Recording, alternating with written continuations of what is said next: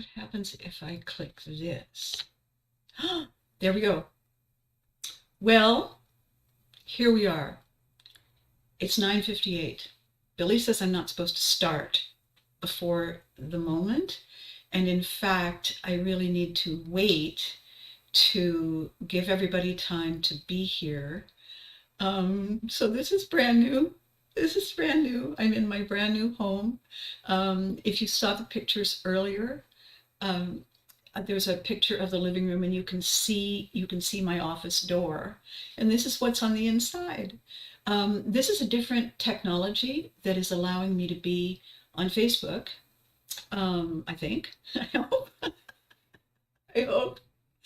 Allowing me to be on Facebook and on YouTube at the same time. Billy has set it up, and he said, this is what the technology can do now that you're ready to move forward.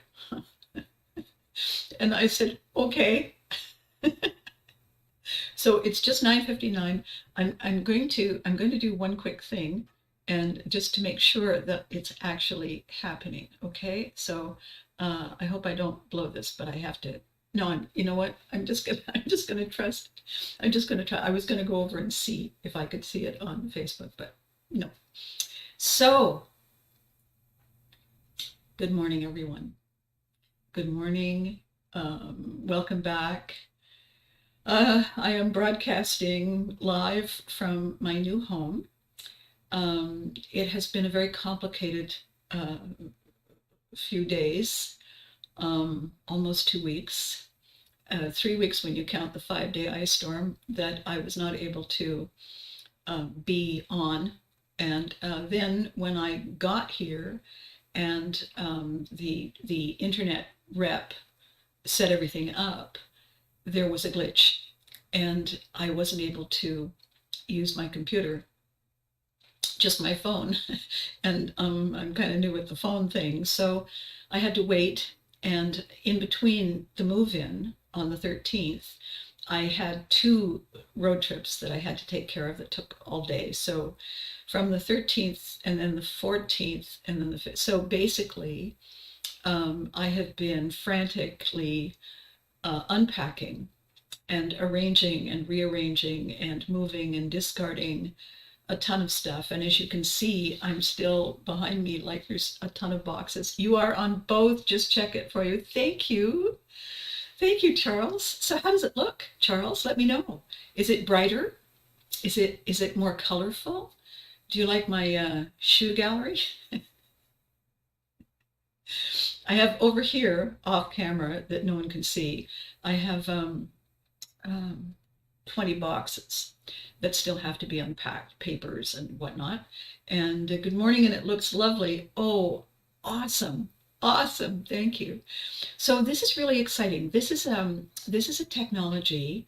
It's been around a while. I'm the one who's new at it. Um, it's called Restreaming, and it's operates through something called OBS. I have no idea what I'm saying. Thank you, Charles. I love the new place too. It's very soothing. It's very relaxing. It's very calming. And as soon as I can find everything, I will be a lot more soothed and calm and relaxed. I found I haven't moved in a long time. I used to move all the time, and moving is a little bit like falling off a bicycle. It isn't until you've actually hit the ground when you say, how hard can it be? It's like falling off a bicycle. It's something you never forget. No, there is a part you forget. That first moment of contact when you say, ow. Oh, is it really? It's clear and there's no glitches and the color's good? How wonderful. And the sound is okay? Everything is the way it's supposed to be? I think I need better light in here. I need something the walls are a light gray, and it's an overcast day here. I have some warm light in the front, but I think I can probably use something in the back as well. And so I'm going to do this fun thing. No glitches all. I must have got better internet company.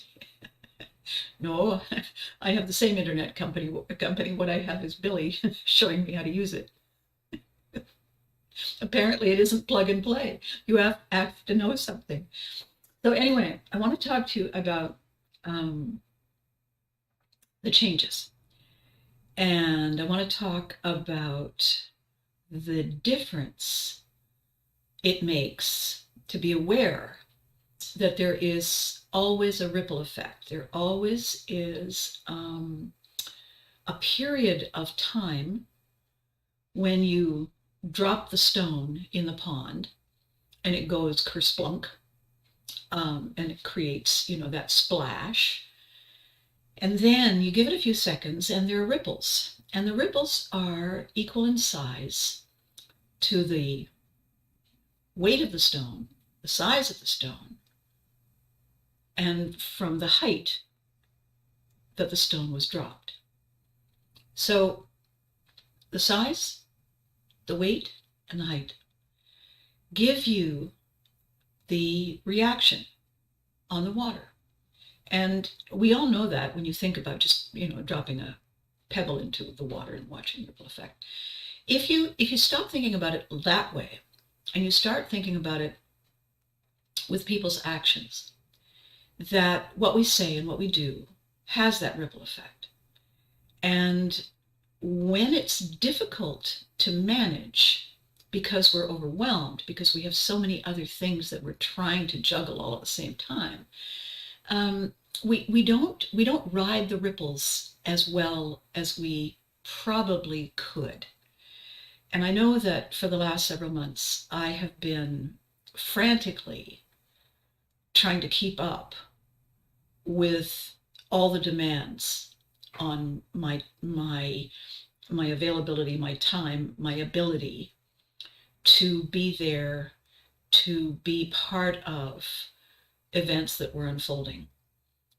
I had to pay attention to all the people that my friend and I depended on to check the way they were acting and reacting so that I could be aware of, respond to, lean in more effectively when they seemed a little off, because we were relying on them. And they knew it in their professional brain. They knew it. The thing is, they were human too. And there's so many people. We were talking the other day, a couple of my friends and I, about whether it was exhaustion, burnout, whether people just haven't been able or willing to breathe, to give themselves a moment, even if they're running madly, chasing or from whatever is going on, juggling as best they can. You have to stop. You have to stop and put the flaming chainsaws down for a second. Massage your wrists, take a breather, drink some water, do whatever. Take yourself out for something to eat, have a shower, go to bed. If you don't do these small things, they're called self-care, but they're not really. They're maintenance. If you have a vehicle and you don't put fuel in it, and you don't check that the thing in the front has water, and you don't check that the tires are okay, and you don't lift the hood and see if there's anything loose that shouldn't be loose, if you don't notice and you look underneath and you don't notice wet spots that shouldn't be there, the vehicle's not going to run very well. Who's going to maintain that? Well, you. And if you don't know anything about cars, then it's up to you to find somebody who does and ask them to show you how, or maintain it for you, because inevitably it's going to fall apart. And this is what I think too many of us have been doing.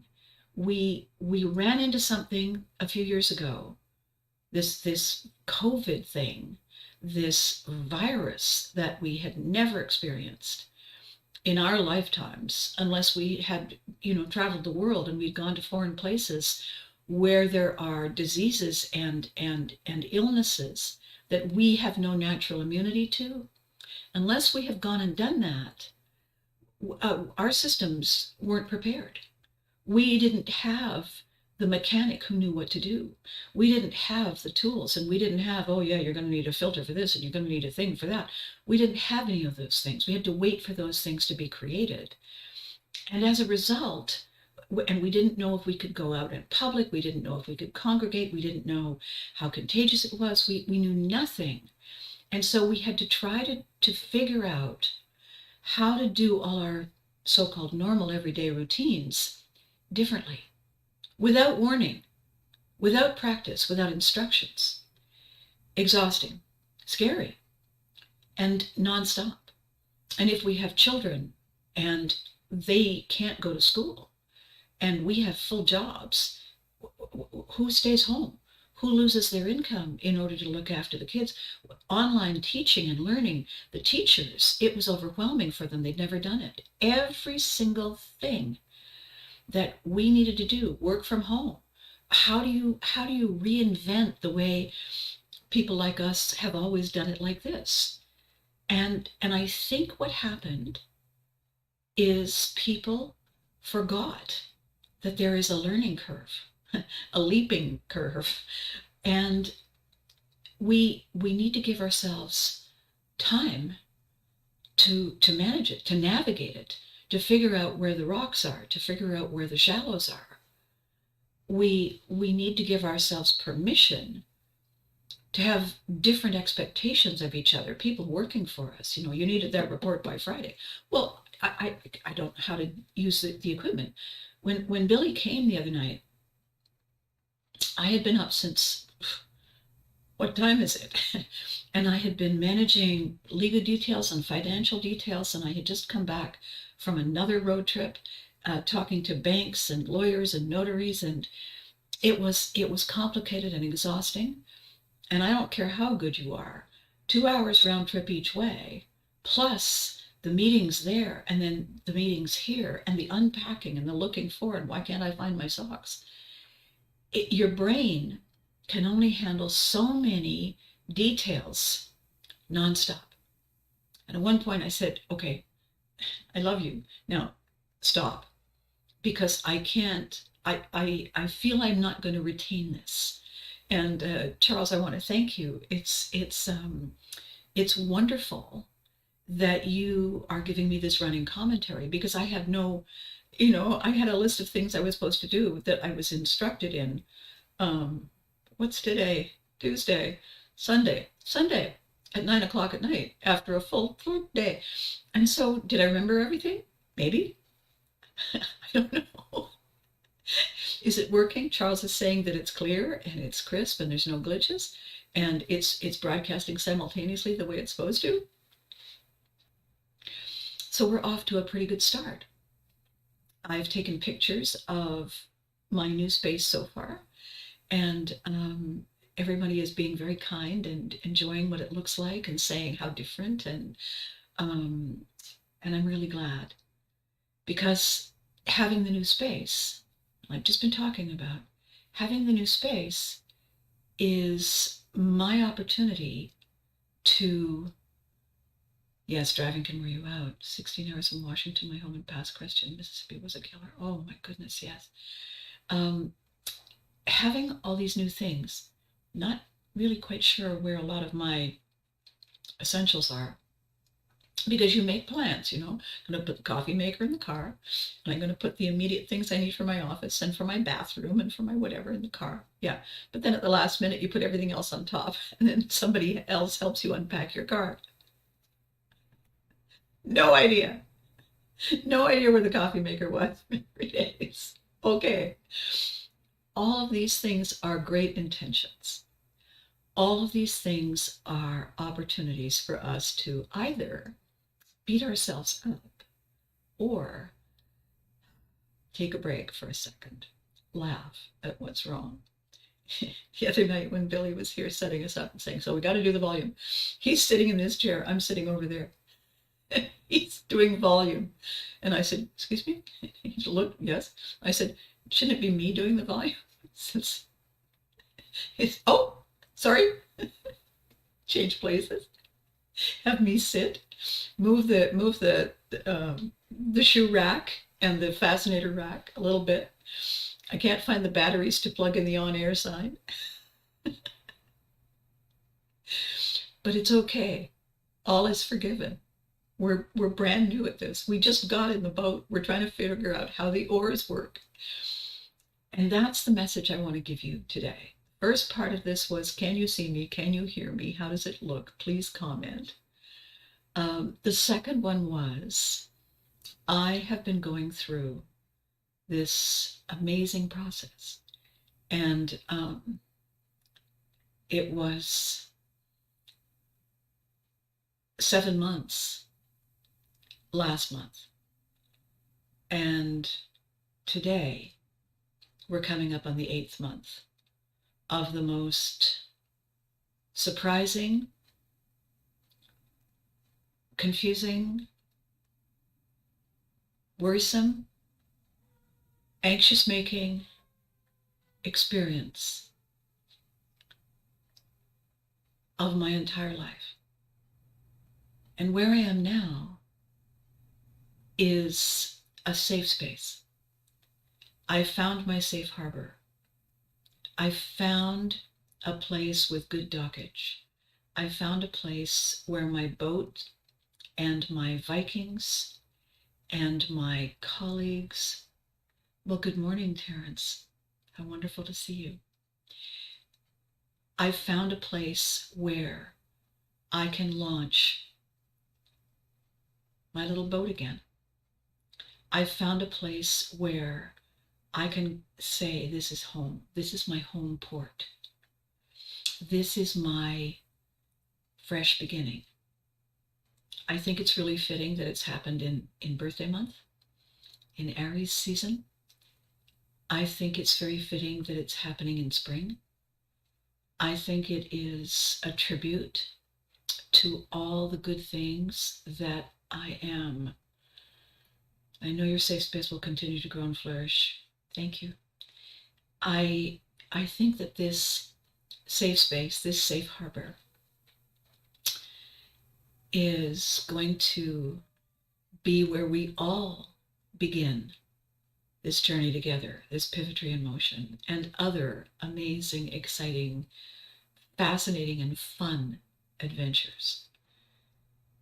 It was a long time coming, and I think that what we sometimes forget is that we have to go away in order to come back.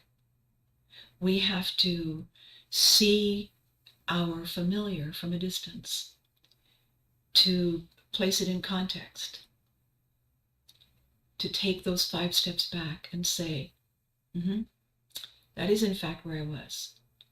That is in fact how I saw the world. That was in fact my filter. And now it's all different. It's all new. And I am actively using it to benefit us together. And I'm really glad you've joined me. I'm really glad you came. I'm really glad that this was our first day and it's gone so well. And I hope you'll all be watching and sharing and telling your friends that you can catch me on the 2 platforms, on either one, the one you like best. And I'm going to invite you to tell your friends to check out the new look, the new space, the new message, the new energy, and the new technology. I think it's pretty exciting, don't you? So I'm just trying to check the time, and I can't figure out where it is. Has to be time here somewhere. Oh, there it is. 19 minutes. Okay. So I'm going to keep this one short today. The message for episode 142 is that it takes effort. It takes leaning in. I'm glad I come here to watch. You're an inspiration to me. Thank you, Charles. I appreciate that. The feeling is mutual. So please tell everyone that it looks different now. There's more color. This is really me. And that will look a lot less hectic in the next few days. I can't promise by Thursday, but very soon, by the end of the month. All right? So until I see you on Thursday, you know the drill. It's the same no matter where we go. I would very much love to have you tell me how you feel about this video today. I would very much love to see your comments here and on YouTube. I would very much love to give you the opportunity to make suggestions, to ask me what else I'm capable of doing here. Frankly, at this moment, I don't know, but Billy will tell me. And we will embark on this journey together. So until I see you on Thursday, be good to you. You deserve it. Take the deep breaths. Write in the later folder. Remember to hug your loved ones. And I will catch you next time. Bye-bye for now.